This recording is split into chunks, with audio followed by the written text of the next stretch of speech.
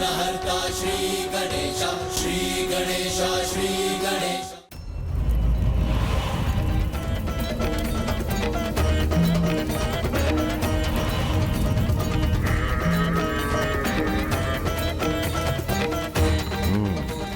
इस बालक की अपार शक्ति का स्रोत उसका कड़ा ही है।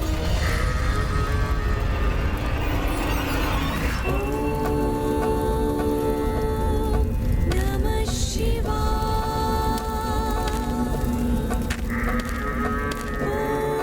बालक कार्तिकेय जब तक पहेली का समाधान नहीं कर लेता तब तक ये न परास्त होगा न इसका अंत होगा। फिर भी ये पीछे क्यों बढ़ता चला जा रहा है?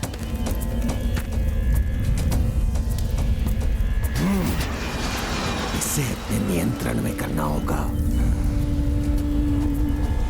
त्र्यंबकं यजामहे सुगंधिं पुष्टिवर्धनम्। मुझे और शक्ति भेजनी होगी तभी ये आज आगे बढ़ सकेगा। मृत्युर्मुक्षयमामृतात्। ये आज अब कर क्या रहा है? मेरे नियंत्रण में तो आना ही होगा इसे। सुगंधिं पुष्टिवर्धनम् उर्वारुकमिव बन्धनात् मृत्युर्मुक्षयमामृतात्। हमारे अस्त्र ने हम परिवार कर दिया। भाकन भाकन भाकन भाकन भाकन भाकन। भाकन। हमारे नायक तो मूर्छित है। नारायण नारायण, यदि ये यज इसी प्रकार ब्रह्मांड में भ्रमण करता रहा तो अनर्थ हो जाएगा, सब भस्म हो जाएगा। नहीं, उसे ऐसा कुछ भी नहीं करने दूंगा मैं।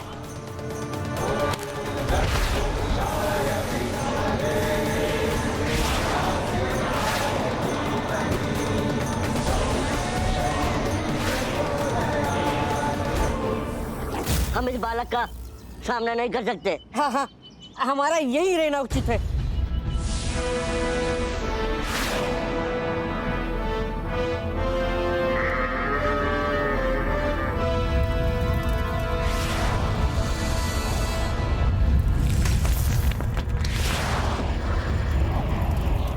मैं ब्रह्मांड को क्षति तो पहुंचाने नहीं दूंगा तुम्हें।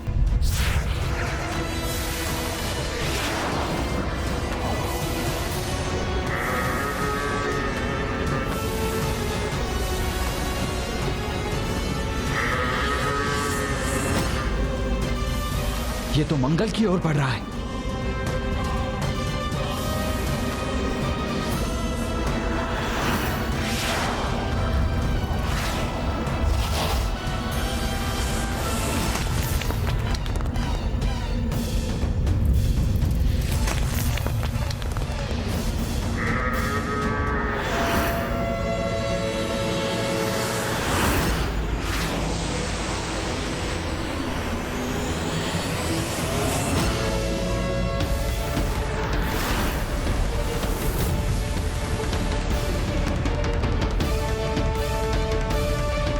हे प्रभु, रक्षा कीजिए। आप निश्चिंत रहिए मंगल देव, आप और आपके ग्रह दोनों सुरक्षित रहेंगे।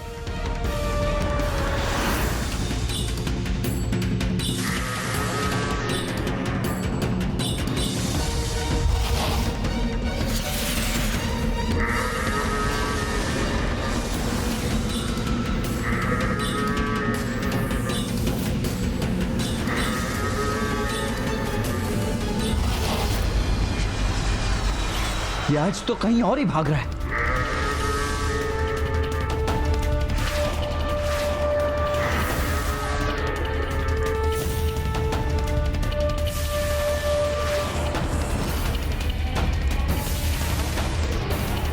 अब ये मायावी आज तो महर लोक जा रहा है, उन 14 लोकों में से एक की ओर जहां महान ऋषि मुनि और महापुरुषों का वास होता है।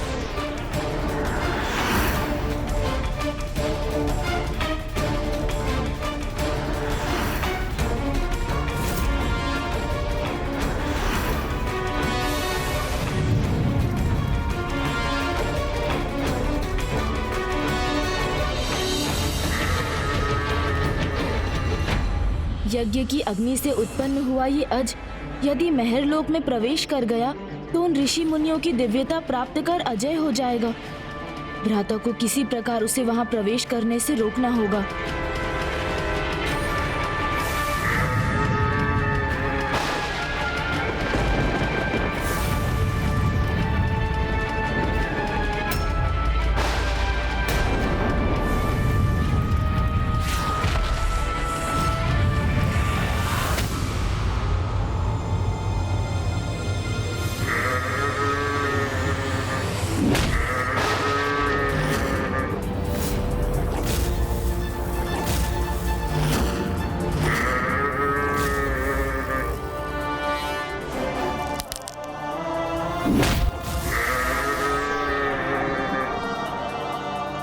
महादेव पुत्र कुमार कार्तिकेय की जय। महादेव पुत्र कुमार कार्तिकेय की जय। देव सेनापति कुमार कार्तिकेय की जय। देव सेनापति कुमार कार्तिकेय की जय।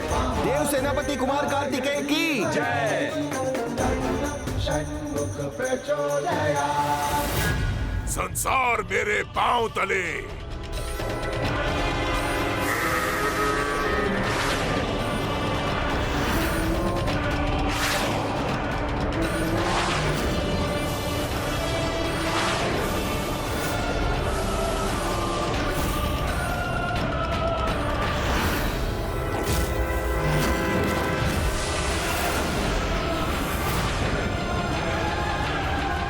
स्वर्गलोक तो हमसे वैसे ही छिन चुका है। यदि सज ने स्वर्गलोक पर आक्रमण कर दिया तो हम स्वर्ग को सदैव के लिए खो देंगे। भ्राता स्वर्ग का अहित कदापि नहीं होने देंगे इंद्रदेव।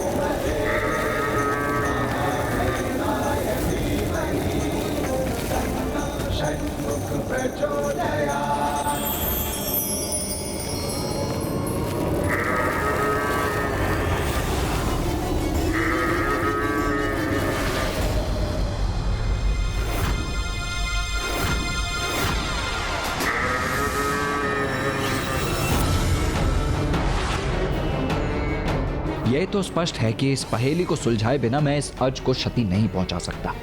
इसीलिए मुझे जो कुछ भी करना है वो शीघ्र ही करना होगा। किंतु इस समय तो मुझे इसे बांधकर इसे यहीं रोक देना चाहिए, जिससे ये पृथ्वी पर पहुंचकर कोई हानि न कर सके।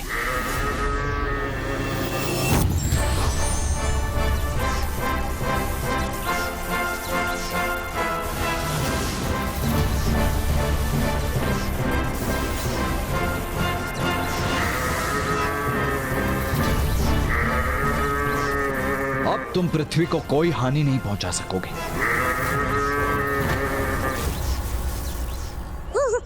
माखन, माखन। उठिए। अरे उठिए माखन। उठिए माखन। अरे अपनी मूर्छा से बाहर आइए। बालक कार्तिकेय ने तो हमारे रथ को बंदी बना लिया।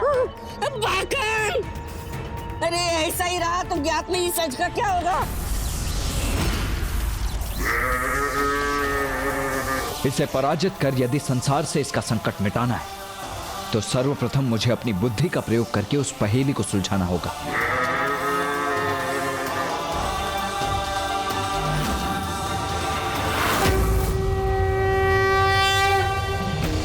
ये स्थान, यहाँ का स्मरण है मुझे। यहाँ तो मैं पहले भी आया हूँ।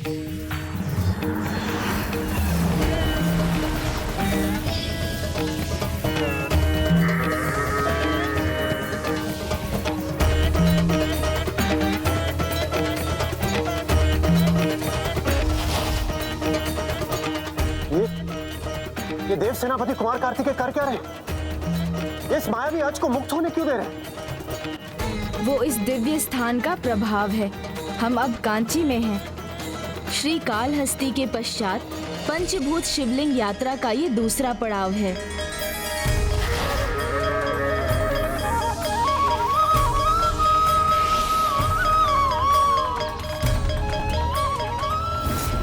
मैं यहाँ था, माँ भी थी, उन्होंने तपस्या की थी।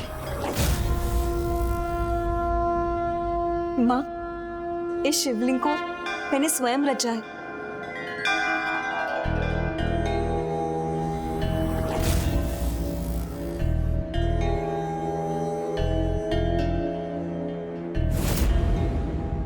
माँ, मैं अत्यंत प्रसन्न हूँ कि आप यहाँ हैं और आपके मुख से कथा सुनकर मेरा व्रत संपन्न होगा और सब कुछ सकारात्मक हो जाएगा।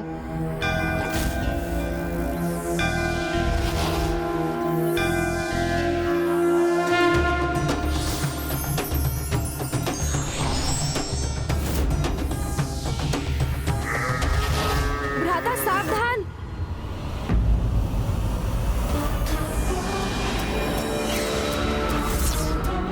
संसार मेरे पांव तले।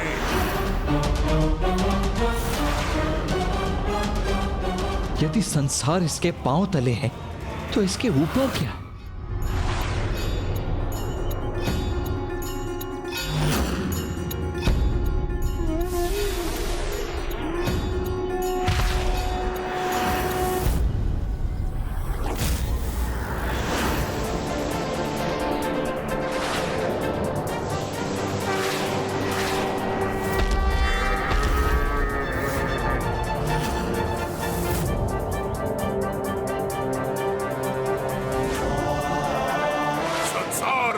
पांव तले, मेरे स्वामी मेरे ऊपर। पहली सुलझा ली इसने, अब तो उठिए आप। अरे अब तो उठिए आप। अब आप मेरे ऊपर हैं, तो आप ही मेरे स्वामी हैं। मुझे क्षमा करें और अपने सेवक को आदेश दें। उचित है, अब तुम भी मेरे वाहन बनोगे।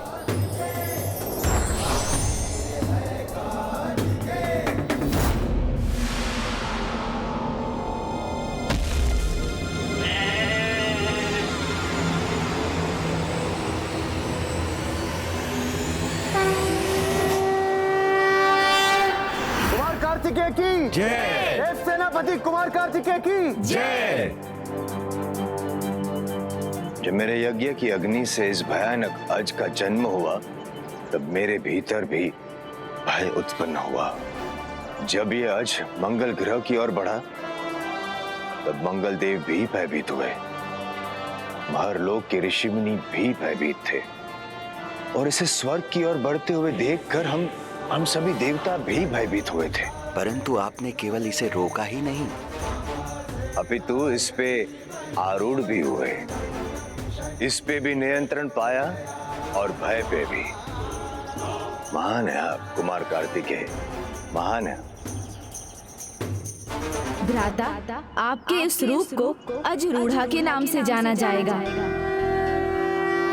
और जो भी भक्त आपके इस अवतार का पूजन करेंगे वो अपने भय पर विजय ही नहीं पा सकेंगे, अपितु एक प्रकार से भय पर आरूढ़ हो उसे नियंत्रित कर सकेंगे।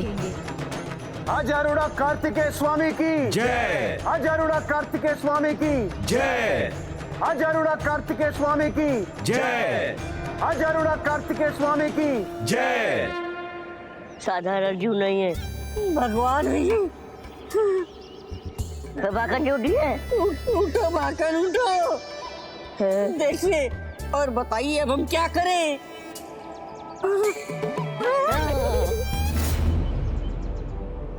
प्रभु, मेरा उद्धार करने के लिए आपका कोटि कोटि धन्यवाद। आपको जब मेरी आवश्यकता होगी, मैं सदैव प्रस्तुत हो जाऊंगा।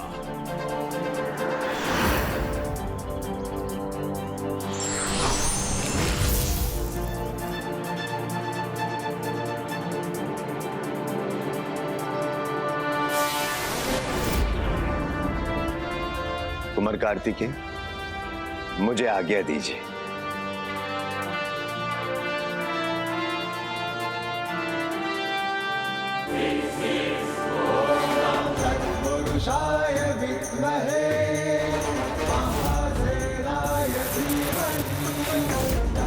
अनुज गणेश, मुझे कारण तो ज्ञात नहीं है, किंतु यह स्थान बहुत परिचित सा लग रहा है।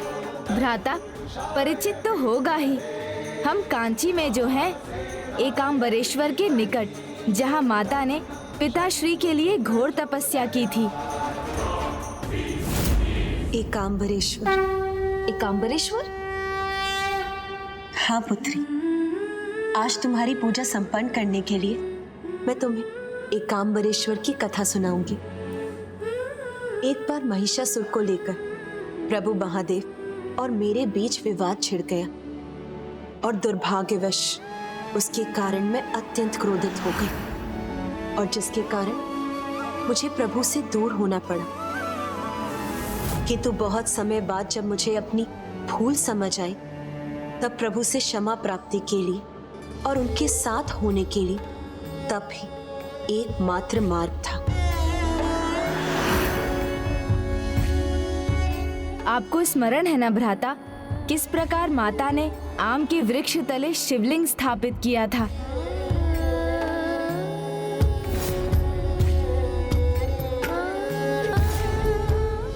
हाँ गणेश, जब हम उन्हें तप से जागृत करने के प्रयासों में विफल रहे, तो हमने उनके इस तप के स्थान को ही उत्तम बना दिया था। और पिताश्री प्रभु महादेव से भी अनुरोध किया कि वो माता को दर्शन दें, किंतु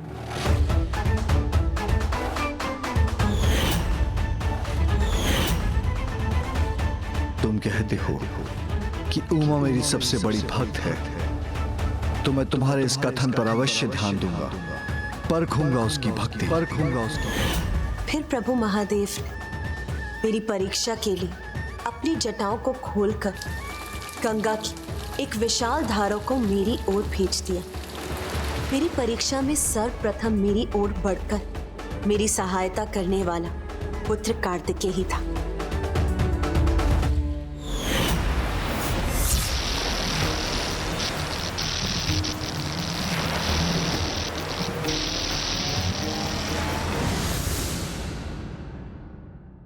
पिताश्री मां की परीक्षा लेने पर दृढ़ थे, तो उन्होंने एक एक कर 3 अन्य धाराओं को भी भेजा, जिन्हें रोकने वाले थे प्रभु नारायण, माता महाकाली और स्वयं तुम गणेश।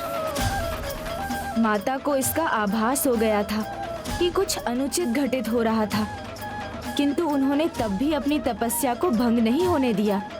वो पूर्ण निष्ठा से अपना तप करती रहीं। उधर पिताश्री ने भी माता की परीक्षा लेना रोका नहीं और फिर उन्होंने माता की ओर माता गंगा की 5वीं धारा भेज दी।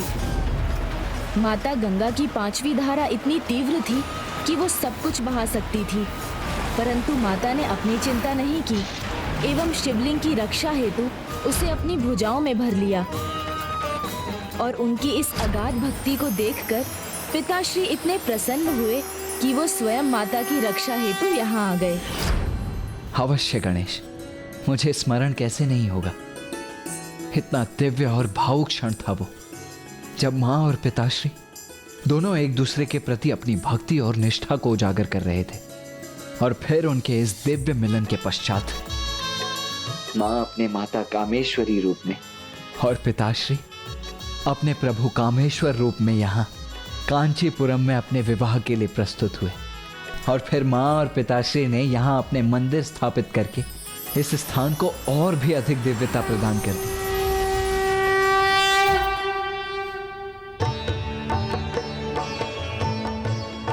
भ्राता, श्री एकांबरेश्वर की कथा से हमें ये सीख मिलती है कि यदि पति और पत्नी के मध्य प्रेम और सम्मान का रिश्ता हो, तो दूर जाने पर भी वो एक अटूट बंधन से बंधे रहते हैं। और यही आधार है विवाह के चौथे वचन का, जीवनम अवस्था त्रये पालनाम कुर्यात्। इस वचन का अर्थ है कि जीवन के तीनों चरणों में, अर्थात युवा अवस्था से वृद्ध अवस्था तक, किसी भी अवस्था में, किसी भी चुनौती में पति और पत्नी एक दूसरे का साथ निभाएंगे।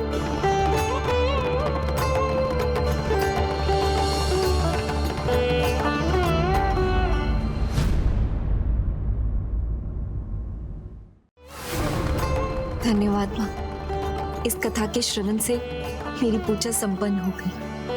धन्यवाद कैसा पुत्र, ये तो मेरा धर्म है। और तुम ही नहीं, जो भी मेरे प्रभु महादेव के 16 सोमवार का व्रत करेगा और यदि उसके व्रत में कोई भी बाधा होगी तो मैं किसी न किसी रूप में आकर उसकी सहायता करूंगी और उसकी कथा को पूर्ण करने का उपाय करूंगी। धन्यवाद माँ।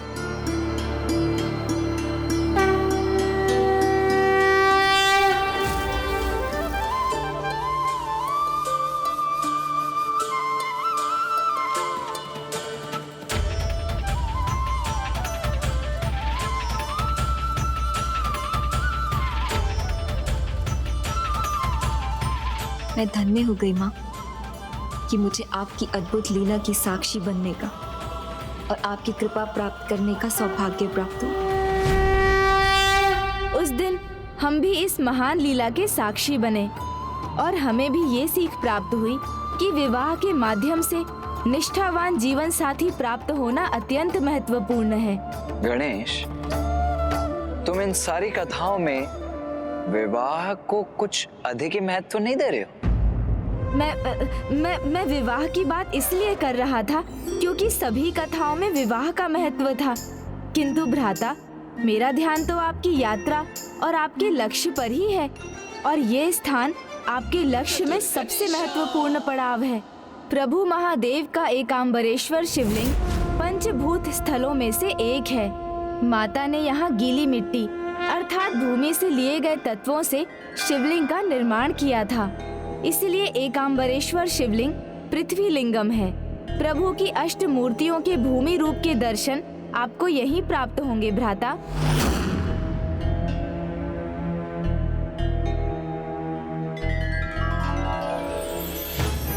और यहाँ प्रभु को प्रसन्न करके आपको भूतत्व की शक्ति प्राप्त होगी भ्राता, जिससे आप इस यात्रा में होने वाले अन्य आसुरी आक्रमणों का सफलतापूर्वक सामना कर पाएंगे।